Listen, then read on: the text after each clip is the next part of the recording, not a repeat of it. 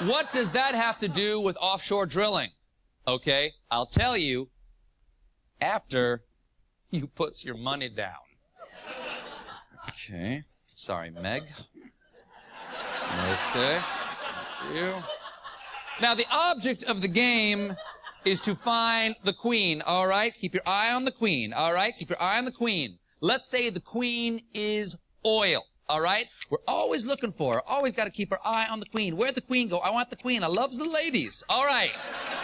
But if we only drill in certain places, it's harder for all of us to win. But if I let you pick all 3 cards, I can't lose. So, which card is it? I pick all 3. Okay, let's see if you win.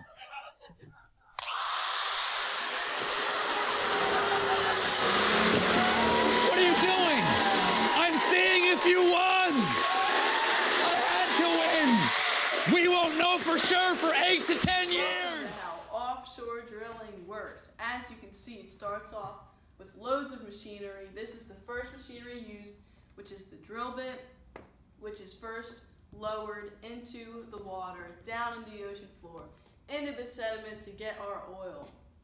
It starts spinning and digging its way into the sediments, and then the power is turned on to get water pumping, to get the drill dug down into the sediment. It is a very lengthy process and takes a lot of time for the drill to spin, stop, and spin. The clay mud mixture is then lowered down through the pipelines to create a path for the drill throughout the whole process. It's lowered up to make sure that path line is whole. And this helps lift rock cuttings from well bore, keep the drill bit cool and lubricated, and finally, it helps fill the well bore with fluid to equalize pressure throughout the whole process and prevent other fluids from flowing into the well bore. This is part 2 of how offshore drilling works. This is a machinery that keeps all of the mud mixture together if they need more, or just to keep it all together. So the pipe is brought up and more mud is brought down. It's pushing down this pipe to dig deeper into the sediments, and then the mixture of mud that was in that blue machinery will start to be dug down to keep the shape throughout the process. This helps keep the shape and keep the process the same throughout the whole time, so all the pathways is the same and nothing gets altered. So the mud is pushed down and pushed up, and then creates the whole mud mixture that pushes down the drill bit, and it keeps going down and digging deeper until they get down to 9,000 feet, which is the typical length to reach oil, but it also depends on what spot in the ocean floor and how long it takes. Thank you. There are 2 major reasons why banning offshore drilling would be beneficial. First, environmental impact has great economic and ecological costs. And second, developing greater efficiency of renewable energy sources and improving the efficiency of vehicles is more economically efficient than the benefits that we receive from offshore drilling. In terms of environmental impact, the effects of drilling reaches animals, land, and ecosystems. Seismic waves are used to find the location of oil reserves underwater. These waves disrupt marine life, particularly whales. The waves cause whales distress and often kill them along with other marine life. For example, after an Econ project, when they used seismic waves for a project off the coast of Madagascar, over 100 dead whales washed up on shore soon after. In addition, harmful chemicals such as arsenic, lead, and mercury that are trapped under the rock of the ocean floor are released into the water during the drilling process. These chemicals can be harmful to ecosystems such as coral reefs and also make their way into the food chain by way of fish. Fish can absorb small amounts of these toxins, which eventually spread throughout the food chain. Even at very small levels, these toxins can be dangerous to human and animal health. Oil spills are another large cost of drilling. While spills are very rare, when they occur, they are very damaging. The BP oil spill in 2010, known as the Deepwater Horizon oil spill, is the largest and most famous oil spill in history. Here are some major costs of this spill. In 87 days, 205.8 million gallons of oil spilled into the Gulf of Mexico, and 11 workers died in the process. A CEO lost his job throughout the event, and over $29 billion were paid by BP in fines, breaking down to about $403,000 per barrel. In terms of animals, the pelican population decreased by 12%, and a total of 800,000 birds died, and over 1,000 dolphins washed up on shore.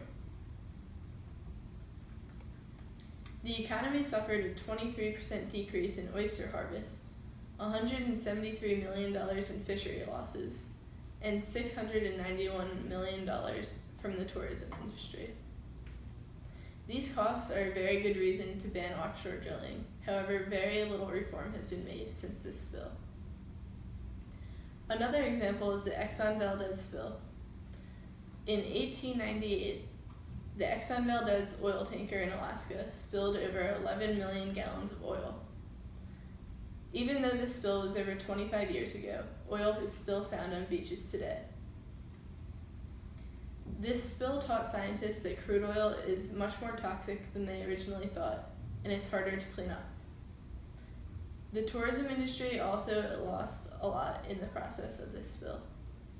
They immediately lost over 26,000 jobs and more than $2.4 billion in sales. It cost the state a total of $2.8 billion, and the state has never fully recovered because vacationers still think of the area as contaminated. The promise of alternatives is the second reason that offshore drilling should be banned. The resources used for oil drilling could be allocated more efficiently if they were used to make more efficient cars. For example, if cars and trucks were 50% more efficient, 3.3 million barrels of oil could be saved daily, whereas it is estimated that we would only produce 0.2 million more barrels of oil per day if we started drilling again in the United States. In addition, according to the Union of Concerned Scientists, renewable energy is more efficient than oil and benefits the economy in a number of ways. First, the renewable energy industry creates jobs. More than 119,000 people worked in solar-related industries in 2012, while wind energy development employed 75,000 workers across the United States. Second, the development of renewable energy promotes investments in the U.S. economy. In 2012, wind power made up 42% of all new U.S. electric capacity additions, representing a $25 billion investment in the U.S. economy. When it comes to driving job growth, renewable energy development is relatively labor-intensive, so it creates more jobs per dollar invested than fossil fuel resources. And installing renewable energy facilities uses primarily local workers, so investment dollars are kept in local communities. Finally, renewable energy projects pay property and income taxes that help support states and local communities. For example, wind projects in Iowa provided more than $19.5 million in annual property tax payments to the state and local governments in 2011. For these reasons, offshore drilling is negative and it should be banned.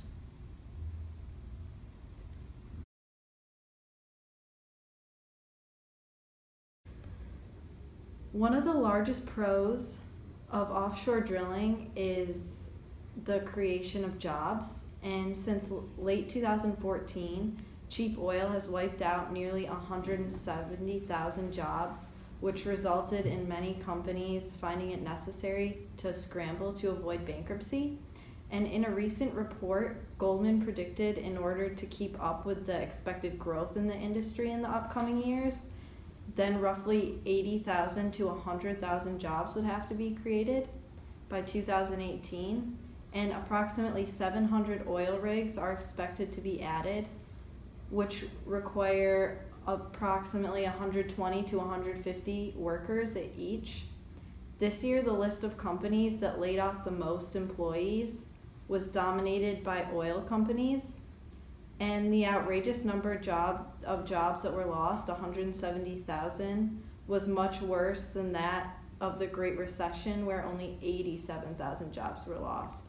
However, Goldman estimated that between 2009 and 2014, nearly 230,000 jobs were created in the shale and oil gas revolution, and such jobs, people were willing to move to remote areas such as Alaska. Drilling, also known as onshore drilling, is cheaper in the short run than offshore drilling. However, offshore drilling may be more expensive at first, but over the course of time, it is worth it. Costs also differ throughout different regions. The lowest break-even point on onshore drilling is in the Middle East at $25 million, which is different than the prices in the U.S. In the past 10 years, there have been a rapid increase in investments in offshore drilling. In 2005, the approximate estimate that was estimated into offshore drilling was $150 billion. And in 2014, that number had more than doubled to approximately $36 billion. Such a large increase can be explained by an increase in oil consumption, along with an increase in demand for offshore products and inflation. As the prices of oil decrease, so do the profits of the company. However, if we look at this graph here, we can see that the total cost of offshore drilling at first is going to be far more expensive, and if you look at onshore, it's way less expensive. However, in the long run, it pays off for offshore drilling. A major concern of most middle-class American families is the price of gas, and at times this might be overlooked because gas is necessary for so many of our daily activities. And the average person tends not to realize if the price of gas goes up by 1 cent, because regardless, they're still going to need to get places. But really, 1 cent does have a major impact on the economy. If the price of gas increases by only 1 cent, it can cost consumers up to an extra $4 million per day, which adds up to an extra $1.4 billion per year. The best way to keep these prices of gas down in America is to use our own energy resources. Offshore drilling would lower the price of gasoline, which would create many new American jobs, reduce our dependence on foreign countries for oil, and raise revenue to help reduce our nation's debt. And the best way to increase America's oil production is through offshore drilling, which could potentially create 1.2 million jobs annually and generate $8 trillion in economic output. America is sitting on enough oil supply to maintain our current use of oil for the next 250 years. However, legislation in the United States does not allow us to drill in our own country freely, so we rely heavily on other countries for their drilling. We have estimated 1.4 trillion barrels of oil that could be retrieved through offshore drilling.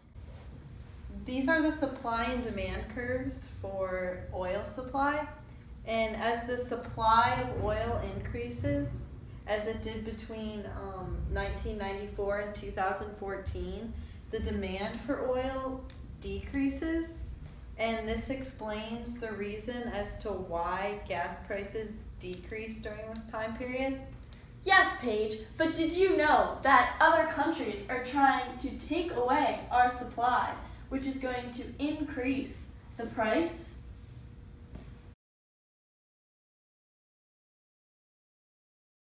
According to CNBC, opening more federal lands and water to oil and gas drilling is a pillar of President-elect Donald Trump's plan to make the United States energy independent.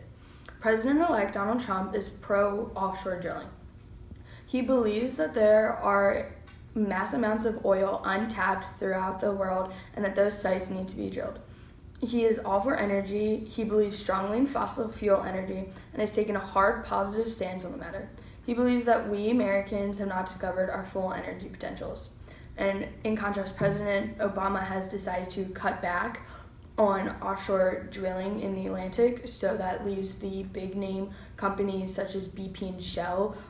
They're restricted to just the Gulf of Mexico, and President-elect Donald Trump is expected to reverse President Obama's plan.